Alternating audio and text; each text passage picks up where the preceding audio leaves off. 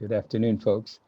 I am Ken Wells, and I decided to coordinate a webinar with Alex and the group on a topic that I think is a little controversial, certainly uncomfortable for some people to wrestle with because I'm talking about uh, two words that are really important for us to discuss because we have different understandings about what it means. So, in my work with people, I hear people talk a lot about how they want to change their life, how much the pain of infidelity, the pain of addictive behavior is put them into a crisis. And so when they come to see me, maybe if you're a therapist and they're coming to see you, most folk would like to have some kind of magic makeover. And they'd like to know that, would you please do something, say something that would take away this ever present pain that I can't get away from night or day. And as we talk and discuss, really what I tell them is that there is no what I call a magic bullet. You know, I tell them that we must lean into the reality that they're struggling with, that the idea that we could do an experiential work such as EMDR, somatic experiencing, maybe have them engage in some psychodrama, while that will be very helpful and will lower the intensity of pain, that there is a conditioning process we have to work with the pain. There's struggle involved. And usually there are a lot of people who kind of, their countenance begins to become less excited, somewhat discouraged, and some people don't come back because really in our world all around us, so many people are looking for some kind of spectacular, some kind of magic that can change and transform their lives. And I know we all are aware of that. We bump into that in every sense. And I've been contemplating that over the last 25 years of my work. I've been actually been doing this about 28 years. And I realized that the truth of the matter is that most of us in our lives have to come to terms with the everyday experiences. And so, what I've decided to work with is this term of average. Most of us struggle with the word. I have marketing friends who absolutely what are very critical of the name of a book, Dare to Be Average. Who would want to be average? It's so used in so many different ways as it relates to assessing and evaluating performance, accomplishment, achievement. And certainly it has that role and purpose of the use of the word.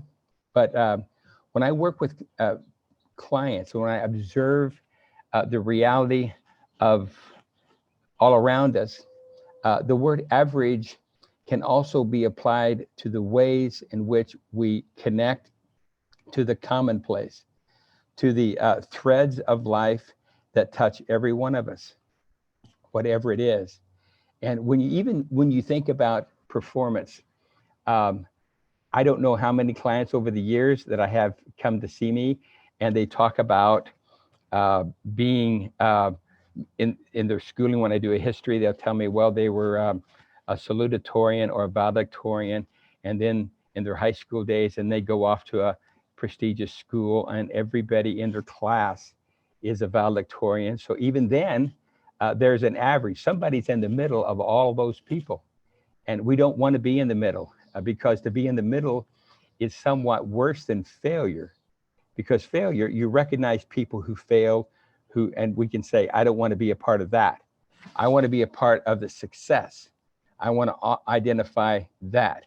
I don't want to be someone who fails in my recovery from addiction. I want to see myself as a person who is successful and now kind of have a before and after experience. And so what I really want is I want to avoid being average, because that's the invisible part. I mean, people who are average are just overlooked. They're ordinary. And what I know that's ordinary and commonplace in recovery is failure, and being able to deal with not doing everything quite perfect.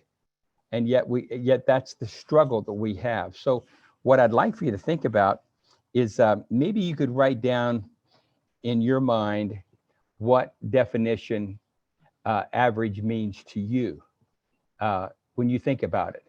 Do you typically think of evaluating your achievement, your accomplishment? Is it a results-focused word?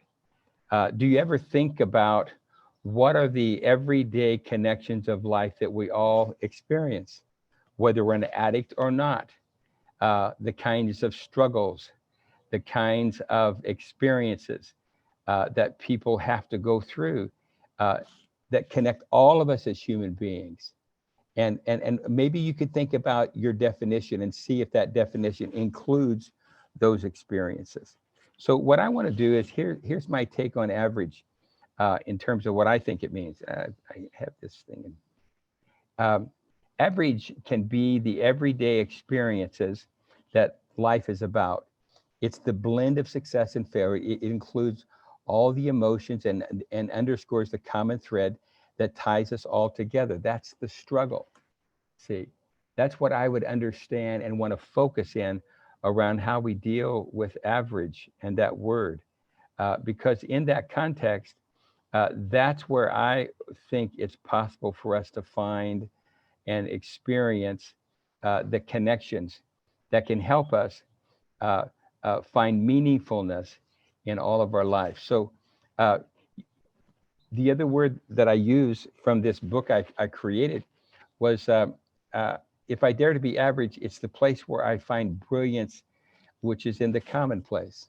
Well, what is brilliance? What does it mean to you? And I think that's important for us to explore and to come up with. Most people think of brilliance as excellence, elegance. It is often attached to what people maybe their intellect, or maybe a particular brilliant strategy people create, either to make a lot of money, or to solve a problem, or to maybe win in a sporting event. They will say that the person is a mastermind, or he is a brilliant person, which it does fit. But brilliance is something that can mean a lot of different things. And I want you to begin to look at brilliance in terms of its other ways that we can work with the word. So I like to apply brilliance to the capacity to make meaningfulness of life as it is. It's meaningfulness life. So if I am, when clients come to work with me, so to be able to identify with the everyday experience of what recovery is about, the everyday experience of what it means to live, to be an adult and do life, and take those concepts of average and connect it with, then therefore, how do you make meaningfulness out of these struggles? Because everybody who comes into me to talk, we're going to talk about struggle, and rather than to try to find a medication or some particular modality for treatment that would help them escape their struggle, I want to work with them so they can look at that struggle and find what's meaningful, and how can it have purpose in their life. Now, if you work with sex addiction, as I do, then someone will come and say, well, I just want to know how to handle this trigger. I have cravings to want to act out. What do I do with that? I mean, how can I get away from it? And it's like I want to run from it, which makes sense. Of course, if I don't want to go against my values, would I not run from it? But the other part is when I work with them, I say, well, when you identify this experience, it's a struggle. It's like it presents itself as a curse. How can you work with that curse so that you can transform that curse and make it a blessing? So rather than to take the struggle and try to ignore it, cure it, run from it, let's work with it, make friends with it as if we can, and learn how we can transform it into a blessing. And so therefore, what I ask and say is we work with people and say, okay, if you're in the middle of a intersection and a bus is coming, you're sitting in this intersection, well, the first thing you would want to do is not ask the question, how did I get here? But you'd want to get up and get out of the way and get to safety. Then out of safety, in a place of safety, you can ask, what's going on underneath? How did I put myself in that place of harm? And when I look at that and understand there's a legitimate need that must be met in a healthy way in this craving, in this trigger, and then I can go about working with that craving, working with that trigger, and meeting that healthy need in an appropriate, fulfilling way, then I've taken the curse and I've created a blessing. And the blessing is, oftentimes, the addict can sit down with a partner or a dear loved one and just talk about what's missing. I may be lonely. I may be stressful. I may be full of shame. I may be angry. But when we can talk about how that trigger can open the door to talk about a struggle, can talk about a need that can be met in a healthy way, then we've transformed the trigger, which is a curse, into a blessing. I call that brilliance. That's making meaningfulness out of the everyday experience. And I think that's our goal. That's my goal for sure in working clients, is that certainly there are things that need to be eliminated from our lives that are destructive and hurtful. But there are many things about our lives that are. They're not going to change, but we can change the way we frame and work with it. So I say that for those addicts who come, and I say that for people who are not addicts, that why not shift our focus away from the concept of average to assess and evaluate someone's performance? And why not do something very spiritual, I call it, move the connection to the everyday experiences that we all have. And when I can embrace those experiences, and when I can find a way to make meaningfulness out of loss, out of anger, even depression, by listening to the voice of depression, I can find out where my life's out of balance. So I really work with clients in trying to help them to take what is and work with it versus trying to run from it, versus trying to take a medication to eliminate. Now, it's not just black or white. Sure, there are things and experiences in life that need to be eliminated, and medications are needed when they're needed. So we work with all of that. But ultimately, the goal is to try to help people to do what I call, why not dare to be average? Dare to embrace the everydayness of life and find meaningfulness in that. And when we do that, there's a good chance that we'll find something that's really meaningful. I'd like for you to do something for me. Maybe you could think of a few people. I have 3 names of people here who have kind of represented brilliance and the way in which they've inspired you. So if you could just kind of go through the Rolodex of your memory of people who have been influential and inspirational, and think about those individuals and write down in your mind, who is it that represents brilliance for you? Who's inspired you to be brilliant? Who is that person?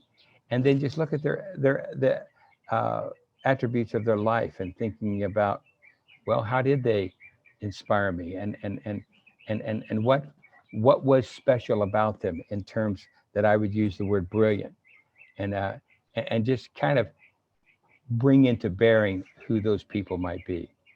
Brilliance. How do I transform those average experiences and find brilliance in the commonplace ways? That's what we're talking about. Well, for addicts, I have the word limits written across in my presentation, just the word, because I think that's something that is a common thread. That's an average experience for all humanity, particularly addicts. And addicts don't want to recognize limits.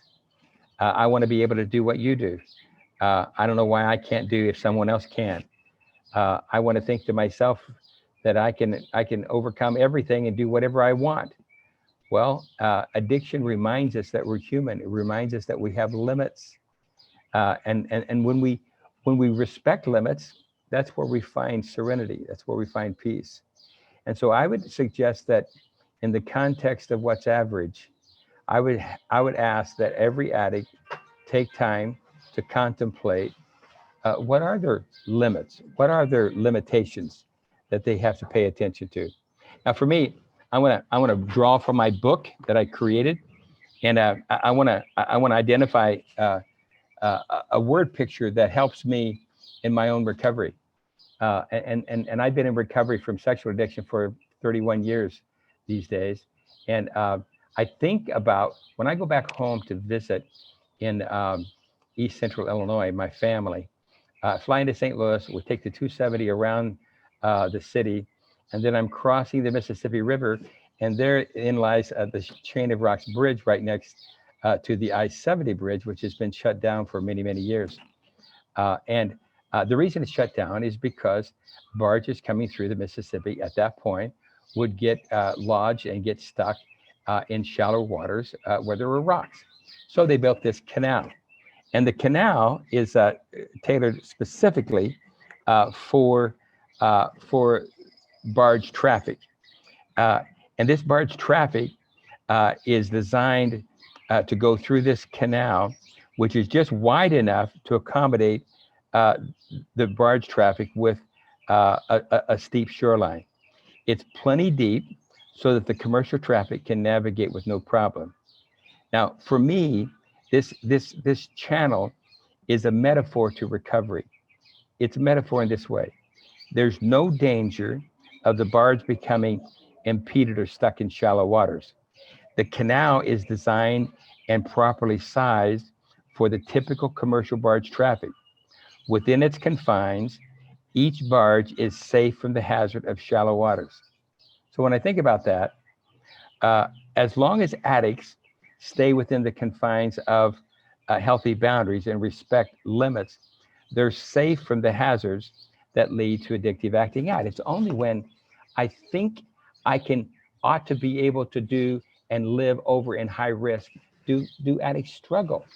Yet what I've discovered in recovery and work with clients to see is that if I stay within the limits, that the brilliance of it all is that I can go as deep in my own spirit as I choose to go to find the brilliance and meaningfulness of life inside those limits. And I only lose my perspective when I try to ignore the shoreline, ignore the limits. So I think it's really important for us to be able to look at our relationships, look at people who come to see us, and help them recognize what are your limits, and in what ways do you ignore those limits? Can you participate by acceptance and surrender of the limitations that you have in your addiction, so that you can go deep within to find the special meaningfulness of life that recovery can bring. Now, that's where addicts lose their grounding in their own brilliance when they ignore their limits. That's for sure. So what I want to do now is begin to kind of lean into what does it take to be average. Well, some people say, well, just be half-hearted. Well, that would be true if you were thinking about just results and performance and achievement. But when we talk about leaning into the everyday experience that everyone knows, there are some components to consider. And the first thing that I come to is there's this concern about a closed heart versus an open heart.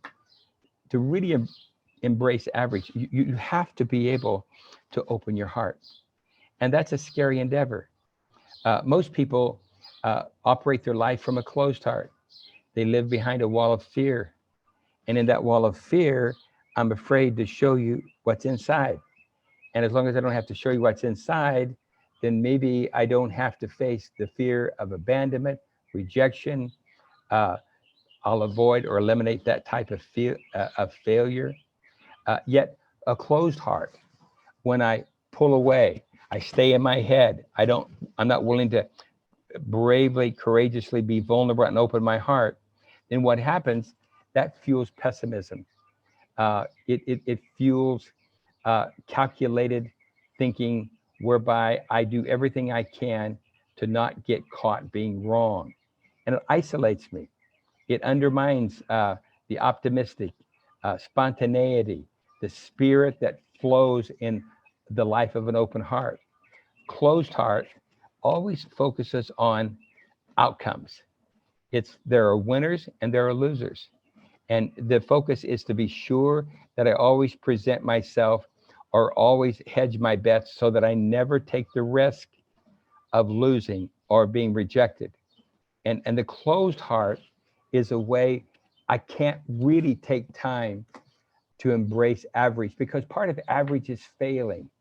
Part of average is not being able to come to terms with not with the possibility that someone might not think I'm special.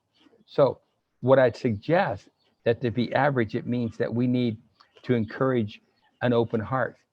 An open heart is one that gets emotionally naked. And of all the people who come and share and I work with, the one thing that's the most difficult thing to do is to be vulnerable. It's to be able to say, here I am, as if I were emotionally naked, uh, and and and I and I take the risk of you saying thanks but no thanks.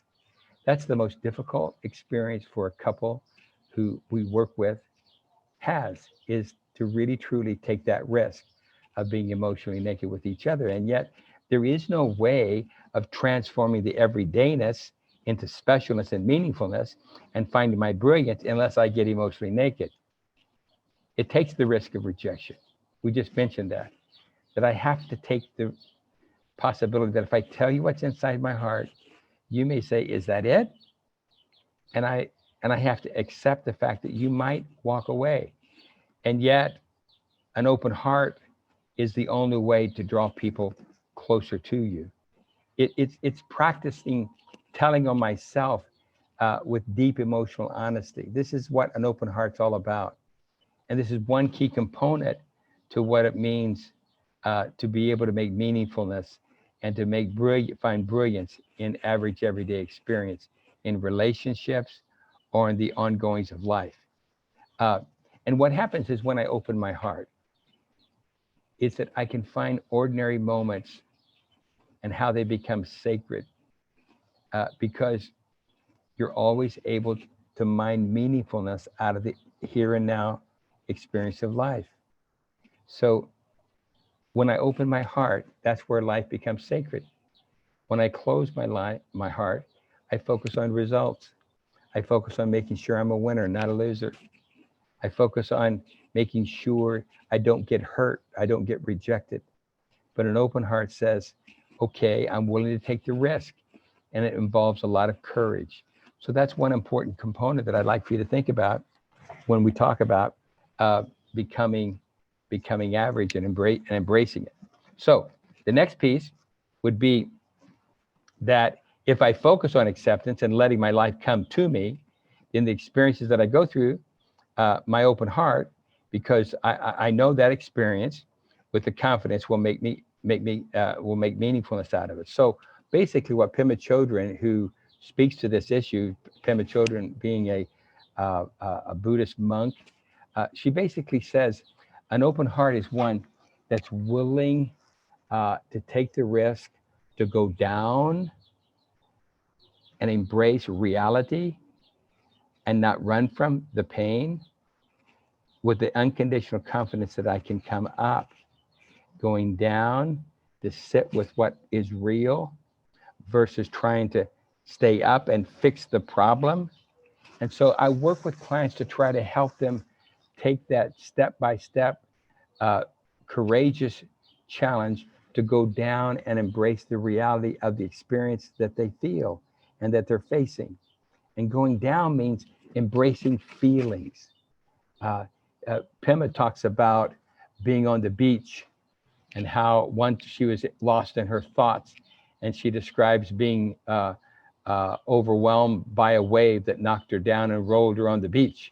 And she got all kinds of dirt, sand in every orifice of her body. And she said she thought she was going to drown in the moment, but she stood up, caught her breath, and about that time, another wave hit her again. And she said it seemed like an eternity, but it was just that way for a while. And then she said, I began to learn that I wasn't going to drown. And she said, over all these years of my life and living and my spiritual work, I've been able to notice that these waves that hit us, that the waves are really a metaphor to the everyday experiences of life, the average experience of life that hit us. And the unconditional confidence that she has is not that everything will work out perfectly, not that addicts will save their marriage and their partners will want to be with them. It's not that. What it is that even regardless of results, I know I can come down and come back up, and I'll be able to face it, and I'll be able to work through it. So that only happens when someone embraces the concept of open heart. Well, let me move on to some barriers that realize to realizing brilliance in common places. There are things that keep us from embracing the reality, because there are barriers. And one barrier that we look at is this zero-sum mentality, which always depends upon winners and losers. It's this context of zero-sum is that a person's gain is predicated on losses. And it's like taking a larger piece of the cake and reducing the amount of piece that others get. What can be easily overlooked is the clever intelligence and inventiveness, the astute intuitions, the perceptions that lie within people who don't compete for results. You see, the barrier to being able to live in an open heart is I have to always win. It's built upon competition, not cooperation, not connection. But somehow I've got to establish a way that I get to designate myself as a winner. And that contributes to a closed heart, and it prevents one from being able to embrace the average everyday experience. Because if the average everyday experience includes things that are not very important, I deem, that others would say, or God forbid, what if it includes failure? I don't want anybody to see that. So because I'm caught up with a zero-sum mentality, I have to be able to present as a winner. But average and understanding and finding brilliance and mining brilliance from average everyday experience will be prevented from happening if I'm caught up with a zero-sum mentality of life. Then there's this whole context of being versus doing. Most of us have learned our significance by what we do, not so much who we are. There are times that we do struggle and work through, and we can underscore this sense of importance of self, of being and not doing. We learn that our value is determined by our performance.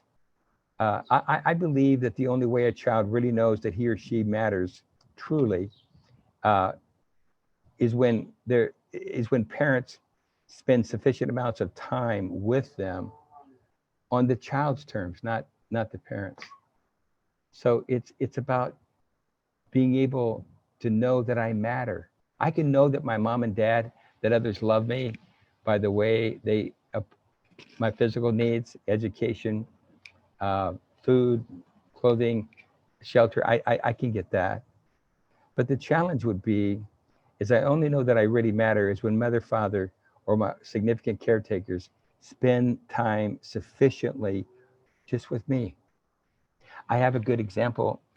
Uh, my wife's father, who's now deceased, but when my boys were young, they lived up in the mountains about an hour and a half from where we live here in Phoenix. And there were times that uh, their grandparents would just want one of the kids to be with them at a time. And once I was there watching, and uh, my youngest boy, Sam, and uh, his grandfather would take an afternoon and just make it special for Sam. So they would do whatever he wanted. So I watched them dig a hole and not fill it back up. I watched them climb a tree. I even watched them go next door and dig a hole. And I think Grandpa was for sure to fill it back up. But it was just simply whatever Sam wanted to do.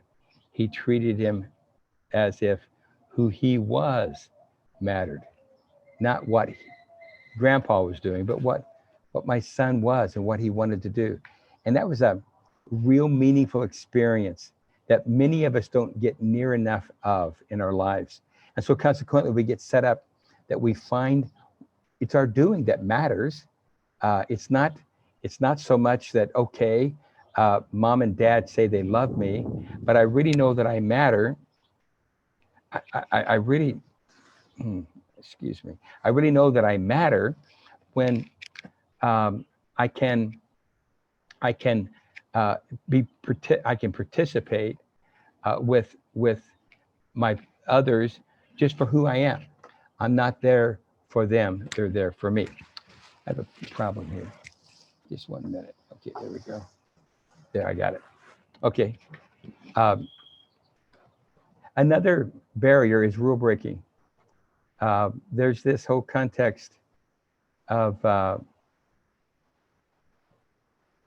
an addict knows about breaking the rules and learned about breaking the rules at some point in their life.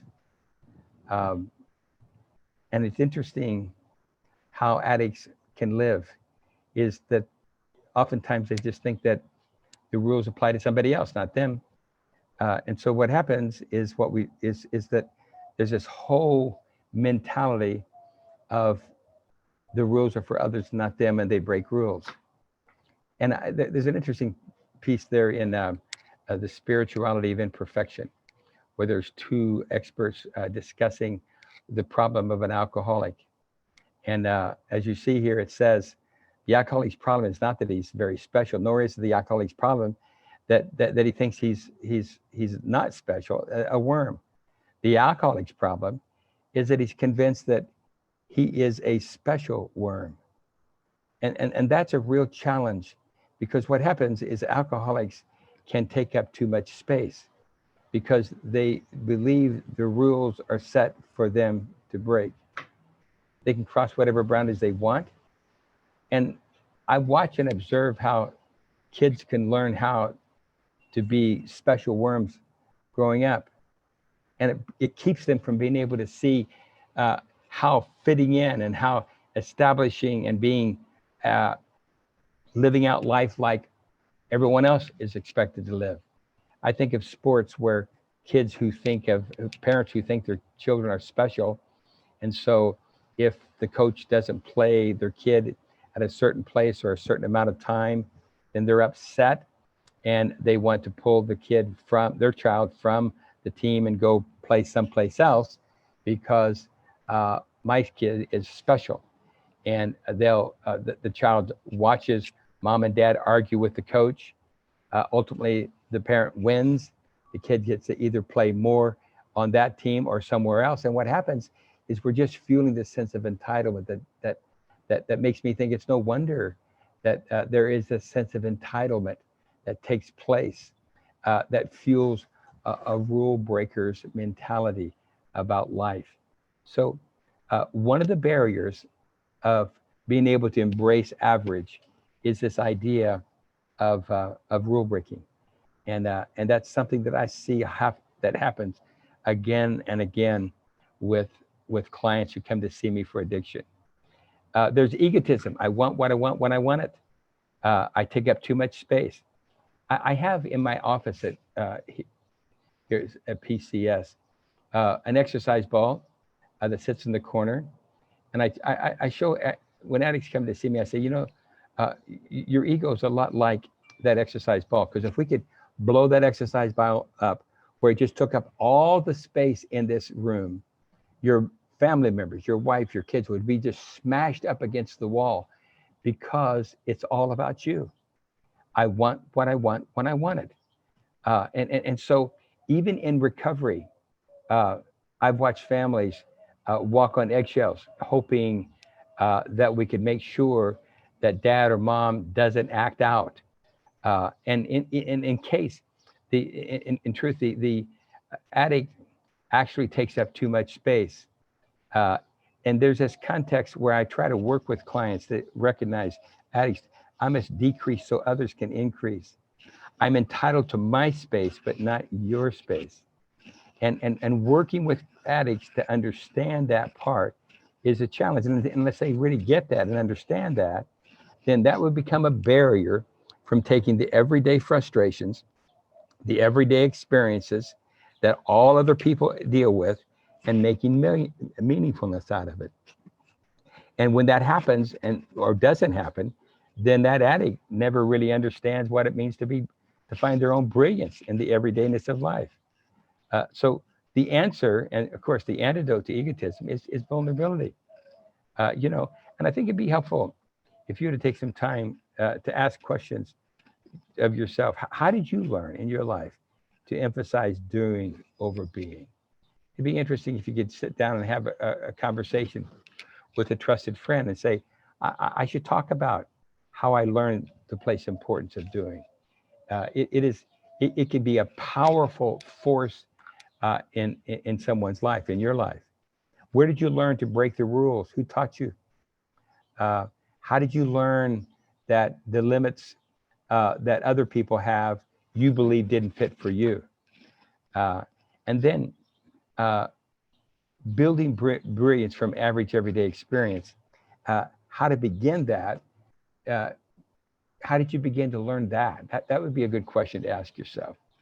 The next piece I'd like for us to talk about is the benefits of embracing average. The benefits include personal power through telling your own story. There's a few quotes I've given you that Anthony Mello says, do not despise the story. A lost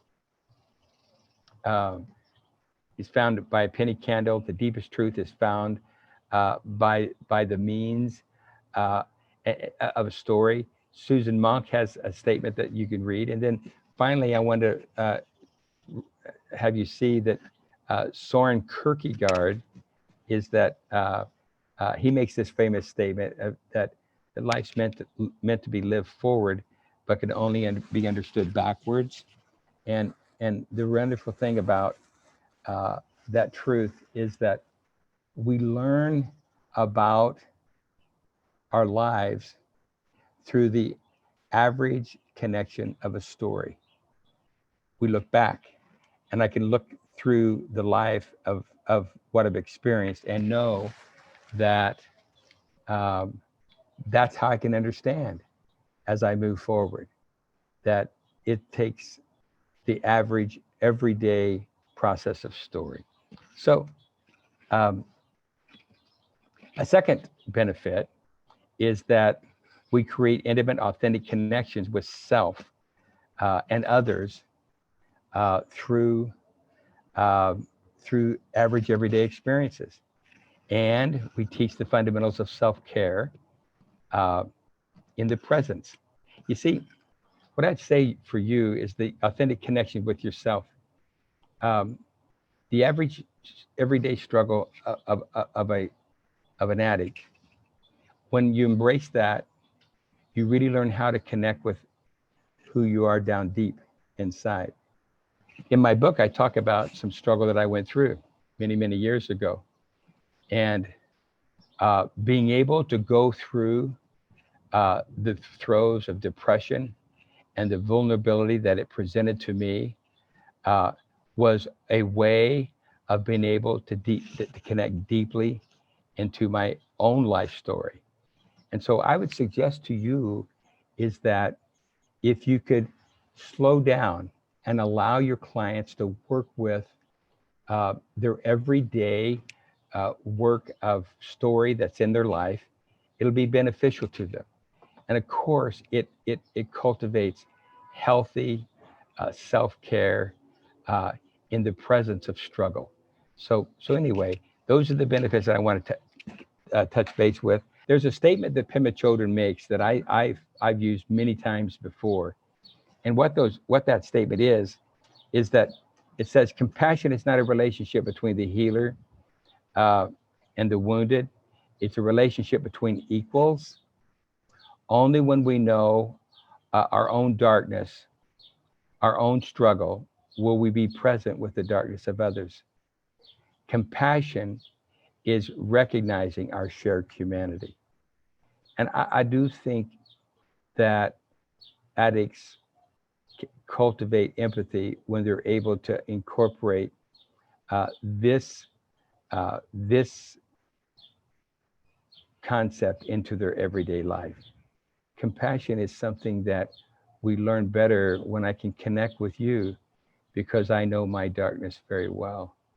I think that to be really true for a therapist. I think I have to know my own darkness well if I'm going to sit with someone who's opening their heart and telling me their brokenness. If I know my darkness well, I can walk with them. If if an addict who I'm working with knows their own darkness well, then they're going to be able to show up more clearly and more effectively in validating a partner whose heart's broken because of their behavior. So I really prize uh, this statement. It has so much to do with the benefit of being able to embrace the average, which for an addict includes failure. The benefits also talk about a scoreboard champion versus a heart champion. I use this phrase because I think a scoreboard champion is number one, no matter what ends justify the means. They are, that's how they do that. And it's that simply, it doesn't really matter what you have to do, just win. Uh, and what happens when you live like that, it's that rather than, you chasing the brass ring, the tables are turned and the brass rings begin to chase you. Uh, the only you become whatever you're pursuing. Nothing wrong with the goal, but when the goal has you, you don't have the goal. Then you lose yourself. And so many people who close their heart, that's what they end up with, is the pursuit of a scoreboard champion. But a heart champion is something different. A heart champion is somebody whose meaningfulness is determined inside their heart, and that's very meaningful. That's really important for a heart champion to understand. It's congruency with values that matter. It's that whole context. So it's being able to be focused on being true to your heart versus the results. And what I could read, I want to share something from the book again. It's not like heart champions condition themselves to lose. Rather, they're carved from a deeper place down deep inside. A heart champion knows that losing is part of the ebb and flow of life. She determines to never let the outcome define who she is. Instead, definition is determined by the vision of destiny from within which supersedes any result. Positive results are fine and desired, but fundamentally, a heart champion already has determined that they are an unrepeatable miracle of the universe. Heart champions understand that no victory will add to that, and no defeat will take away from that reality. Being a heart champion is a benefit of being able to open your heart and embrace the average everyday experience of life. Martin, thank you for your question. You had said, I wonder if some addicts learn to take up too much room after a childhood history of not taking up enough room, a fluctuation between feeling like nothing to feeling overly entitled. Well, Martin, you underscore uh, an important dynamic that we who work with addicts struggle with all the time. Deprivation always feels entitlement, as your question implies. And so deprivation can certainly be of financially, deprivation can be emotionally, and that's really important uh, for uh, for us to wrestle with. So when I'm working with a client, I even include this part, Martin, in the work they do with 12 steps, because I think to embrace that part, it's a part of the first step. Is I'd like for them, as they tell their story about acting out, then they get to a place where they start to talk about components of their life that help them understand their addiction. Deprivation's one. So I have them do a first step throughout their life around deprivation, identifying how has deprivation fueled my addictive behavior. And you use the word entitlement. It's a great word because uh, anytime there's relapse, I always ask people to look at how deprivation uh, fueled their sense of entitlement to act out. So that's a very helpful and insightful question. So thank you. Um, and then Salvador, he makes a statement. He says, I'm a sex addict. I'm a very driven type A person, always doing, always trying to improve. I've seen that as a strength for a long time, but I'm starting to realize the downside of it all. My question is, what is the appropriate place of goals and aspirations, ambitions and dreams for a recovering addict with a personality like mine? Well, that gives me indication, Salvador, um, that you're thinking deeper, and I really believe that when you as you start to sift and sort this part out, that's where you'll find your brilliance. You see, what I would always encourage people to look at is to get clear about their values. What is it that I value? What's precious about my life? Is it about how I impress you, or the dollars I accumulate, or the possessions I attain? Or is there something special about uh, principles that are important? If you haven't, Salvador, sorted out your values, then you'll lose yourself in your drivenness. You'll lose yourself in your pursuits.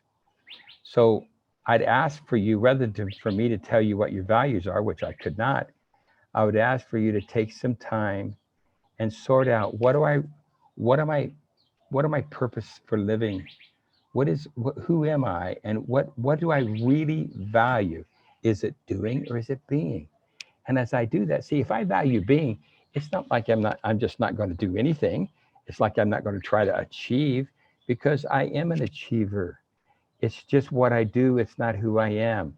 I have to find my sense of fulfillment and satisfaction down deep in the values of my heart. So I'd ask Salvador for you to wrestle with that. There's another piece. There's another question. Is does fear of abandonment close a person's heart? And if so, how do we open it? Oh boy. Well, I bet you already have an answer for that. Like, yes, it does close my heart. All right. Now, what do I do with it? Uh, this is a hard one. Not because it's a hard answer, it's because it's a hard do. Like, what I have to do is I have to lean into my fear of abandonment. I have to face the reality that somebody who I can't control, some experience that I can't control by myself, actually may leave me. And then I have to come back and deeply love and accept myself down deep on the inside. And, that takes conditioning and practice in the presence of fear and thoughts that say, I don't think I want to do that. And I have to lean into that and be true to myself. So my positive energy to you, I don't think, whether we're addict or not, I don't think we escape that one. We have to lean into that. Um, I think that's about all the time we have right now. So I really appreciate um, being able to share. I wish I could engage you better, but this is where we are. And uh, good luck to each of you in the work that you do and in your own personal recovery. I would challenge each of you to look at the experience that's average in your life and camp there to find your brilliance in the commonplace. I think you'll find fulfillment. I think you'll find value. Have a great day. Bye now.